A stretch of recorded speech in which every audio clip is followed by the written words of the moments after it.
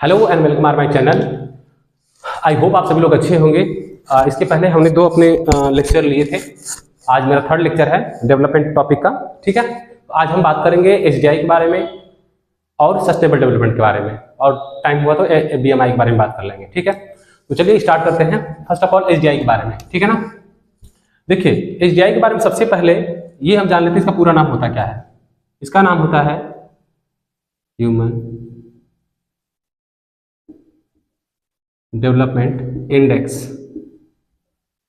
ठीक है, ये सबसे इंपॉर्टेंट चीज है। अब देखिए फर्स्ट, अगर कभी पूछा जाए एग्जाम में कि सबसे पहले इसको इंट्रोड्यूस किसने किया था, जस्ट वेट, ठीक है वीडियोस, ओके डन। तो सबसे पहले इसको इंट्रोड्यूस कौन किया था एग्जाम में, अगर आपके ऑब्जेक्टर पूछे तो महबूब उल हक ने किया था, जो ये पाकिस्तान के थे। कहाँ के थे? पाकिस्तान के थे, याद रखिएगा।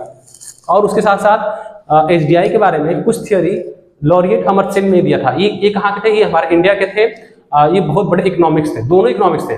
इसीलिए इन दोनों लोगों ने करीब करीब सबसे पहले who introduce the first time SDI के बारे में, जो लाइफ के बारे में बताया कि किसी का भी लिविंग स्टैंडर्ड कैसा होता है, वहाँ की जीवन प्रत्याशा कैसी है ना, लोगों की शिक्षा व्यवस्था कैसी है, वहाँ का स्वास्थ्य कैसा है, इसके बारे में जो डेटा कलेक्ट किया ना, वो सबसे पहले डेटा कलेक्ट करके सबसे पहले जो एसडीआई इंट्रोड्यूस किया गया, किनके द्वारा?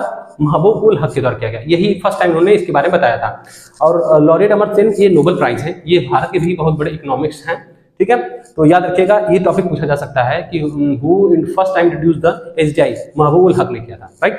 एंड देन आफ्टर दैट कभी पूछा जाता है कि इसको रिलीज कौन करता है, इसको रिलीज कौन करता है ना, इस डेटा को रिलीज कौन करेगा? यूएनडीपी करेगी, यूएनडीपी करेगी, मतलब United Nation development programme, right. United Nation development programme, ये पूरा इसका नाम होता है, यूनाइटेड नेशन डेवलपमेंट प्रोग्राम करती है। ठीक है, ये रिलीज, ये नहीं कि आपको पूछ दिया कि who release the SDI index, तो आप बता दोगे यूएनडीपी करती है, राइट। अब देखिए किस बेसिस पे किया जाता है इसको, तो अगर मोस्टली वाला मेनली तीन क्राइटेरिया होते हैं। पहला है हेल्थ, ठीक है, जिसमें आपकी इसको ऐसे देख सकते हैं, वहां की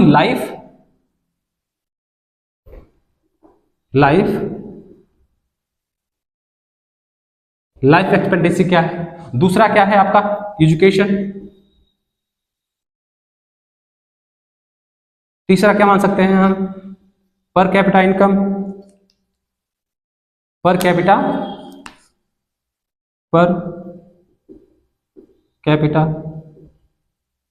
इनकम। देखिए, है ना। अब देखिए ये तीन पैरामीटर होते हैं। अब एजुकेशन से हो गई भाई, क्या है उनकी, मतलब उनका लिविंग स्टैंडर्ड कैसा था, लाइफ हेल्थ, अगर हेल्थ कैसा है, एजुकेशन कैसा है, उनकी इनकम कैसी है।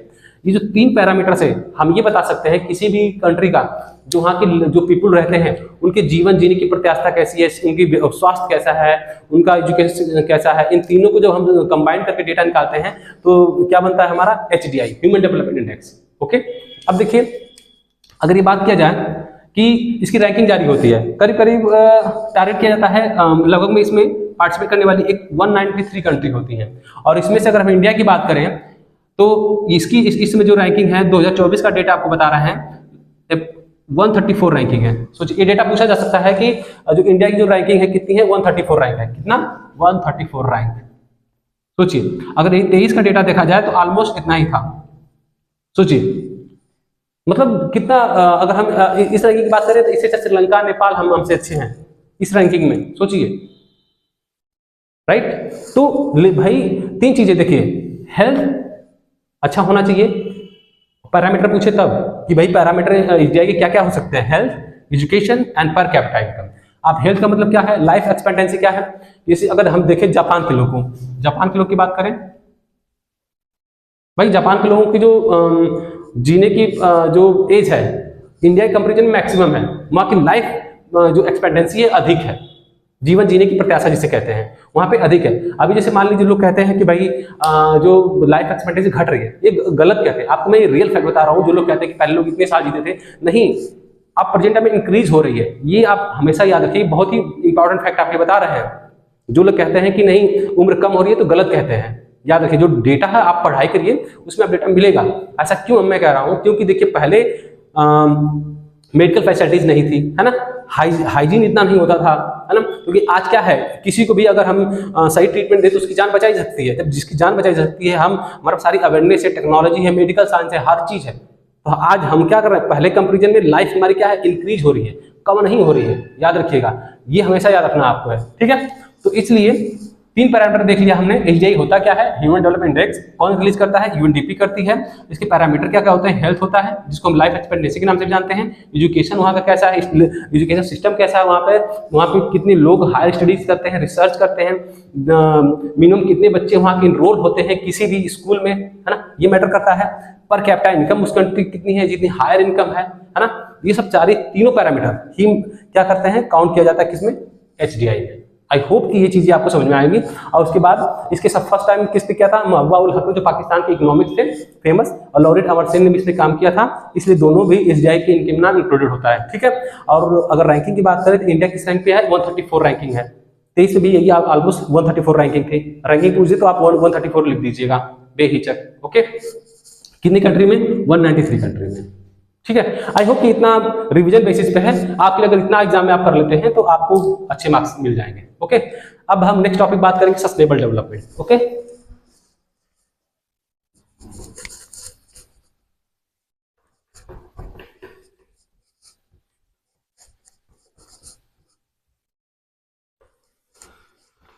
ठीक है, चलिए आगे है, हम बात करेंगे सस्टेनेबल डेवलपमेंट के बारे में, ओके। देखिए आखिर सस्टेनेबल डेवलपमेंट होता क्या है, देखिए सतत विकास। जैसे मान लीजिए अभी हमारी जो जनरेशन है ना, अभी हम प्रेजेंट टाइम में जो भी चीजें इन्वेंशन करते हैं, जो भी हम अपने फ्यूचर के लिए चीजें डेवलप कर रहे हैं, इंफ्रास्ट्रक्चर डेवलप कर रहे हैं, रोड बना रहे हैं, कंस्ट्रक्शन कर रहे हैं बहुत, लेकिन कहीं ना कहीं हमारा इसमें नेचर इन्वॉल्व होता है, राइट। कौन सा, नेचर।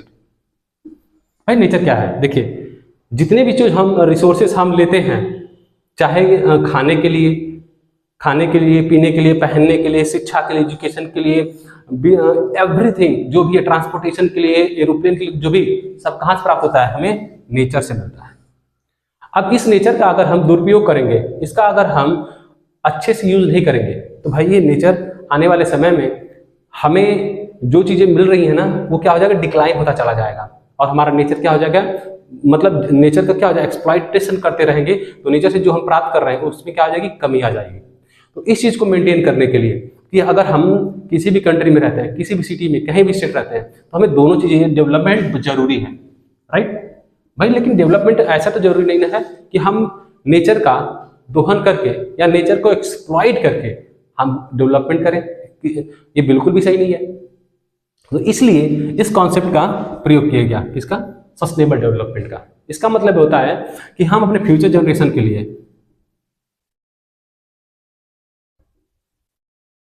क्या है, फ्यूचर जनरेशन के लिए हम ऐसे विकास करें कि आने वाली जो जनरेशन को उसे भी कोई नुकसान ना हो और हम डेवलपमेंट भी करते चले जाएं।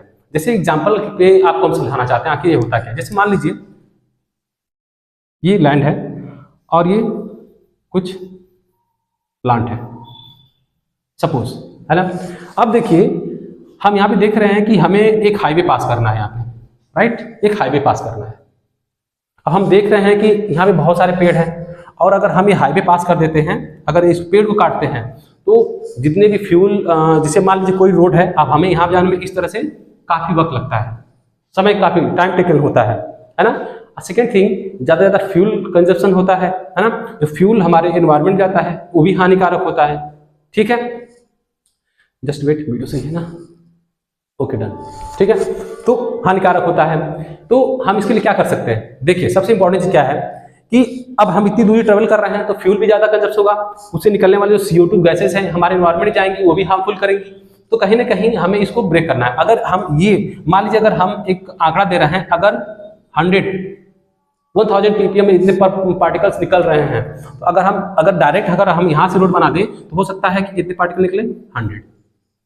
तो कहीं ना कहीं हमारा 900 का रिड्यूस हुआ। तो अब क्या हमें पेड़ काटना जरूरी है? पेड़ काटते हैं तो भाई नेचर का दोहन कर रहे हैं ना, लेकिन हमें ऐसा डेवलपमेंट नहीं चाहिए।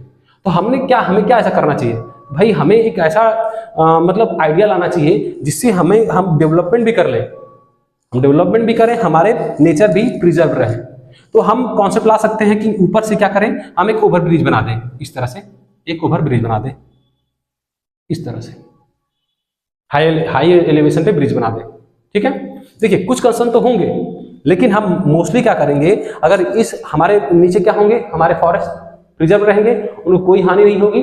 अब यहाँ से क्या होगा, हम आसानी से इस स्थान पे बहुत कम समय में, अब यहाँ पे मान लीजिए 2 आवर लगते थे और यहाँ पे हमें कितने मिल जाएगा, 20 मिनट्स में पहुंच जाएंगे। टाइम का रिड्यूशन हुआ ना, टाइम का रिडक्शन हुआ। आफ्टर दैट जो हमने CO2 रिलीज कर रहे थे उसमें भी कमी आई। अब ये जो प्रोसेस हम किए हैं, इसी प्रोसेस को क्या मानते हैं, हमें सस्टेनेबल डेवलपमेंट। आई होप कि इस एग्जाम्पल के माध्यम से आपको समझ में आ गया होगा। कहने का मतलब है, एक लाइन में सुन लीजिए, सस्टेनेबल डेवलपमेंट का मतलब यही है कि without harm our nature, without harm our nature, ठीक है, बिना हार्म किए आवर नेचर को हमें क्या करना है, प्रिजर्व आवर फॉरेस्ट हो गया, लैंड्स हो गए, प्रिजर्व रखना है, and growth and development in future generation. हम उस डेवलपमेंट को अपने ग्रोथ के लिए, अपने डेवलपमेंट के लिए, फ्यूचर जनरेशन के लिए क्या करें, अच्छे से करें, विदाउट हार्म एनी नेचर। ठीक है, तो कहने का तात्पर्य है कि बिना नेचर के हार्म किए हुए जो हम प्रगति करते हैं, जो भी डेवलपमेंट कर रहे हैं, वही हमारा क्या कहलाएगा, सस्टेनेबल डेवलपमेंट। आई होप कि आपको क्लियरिटी मिल गई होगी। आप डिफिनेशन भी देख सकते हैं, लेकिन आप इतना याद रखिएगा, बिना नेचर को हार्मफुल किए जो भी हम डेवलपमेंट करते हैं, है ना, वो जो डेवलपमेंट कहलाता है उसे हम सस्टेनेबल डेवलपमेंट बोलते हैं। जैसे मैंने आपको एक एग्जांपल के तौर पे इसको समझाया।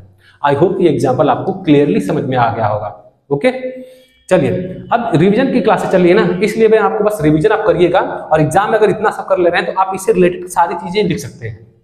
राइट, अब आगे हम BMI के बारे में जानते हैं। ठीक है,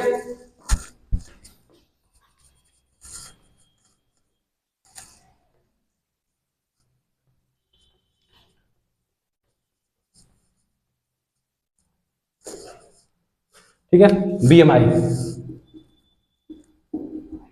ठीक है, BMI के बारे में जानते हैं। देखिए, इसका मतलब होता है बॉडी मास इंडेक्स।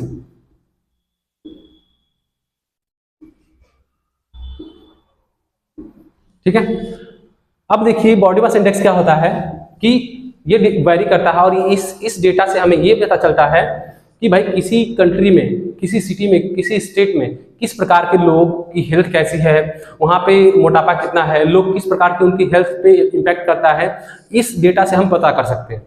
हर कंट्री में, इंडिया का हो, साउथ अफ्रीका का हो, ऑस्ट्रेलिया का हो, US का, वेस्ट इंडीज का हो, हर जगह BMI अलग अलग हो सकता है। राइट, तो चलिए देखते हैं BMI होता क्या है, बॉडी मास इंडेक्स। इसका देखो, अगर BMI की बात करें, इसका फुल फॉर्म क्या होगा। जैसे मान लीजिए आपका जितना वेट होगा, वेट और आपकी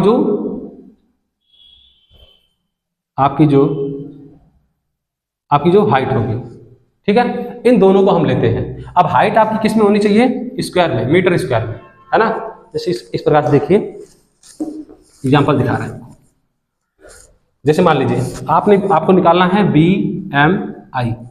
हमने क्या बोला, वेट। अगर कोई भी व्यक्ति, सोचिए, अगर कोई भी व्यक्ति 60 kg का है, 60 kg का, अब और उसकी हाइट मान लीजिए, एक चीज ध्यान रखिएगा, हमने अगर आप जो बोले हमें वेट अपान हाइट, याद है, तो कितने बच्चे होंगे अगर BMI निकाल के दे दिया, वो 60 kg रखेंगे, और ये जो डेटा है हमने बताया ये मीटर में होगा, याद रखिएगा, ये किसमें होगा, मीटर स्क्वायर में होगा। तो क्या करेंगे कि चलो भाई कोई 5 फीट का डिवाइड कर दिया, 12 आ गया, तो ये गलत हो जाएगा, याद रखिएगा, ये गलत हो जाएगा। इसीलिए मैं इसको क्लियर करना चाहता हूं आपको।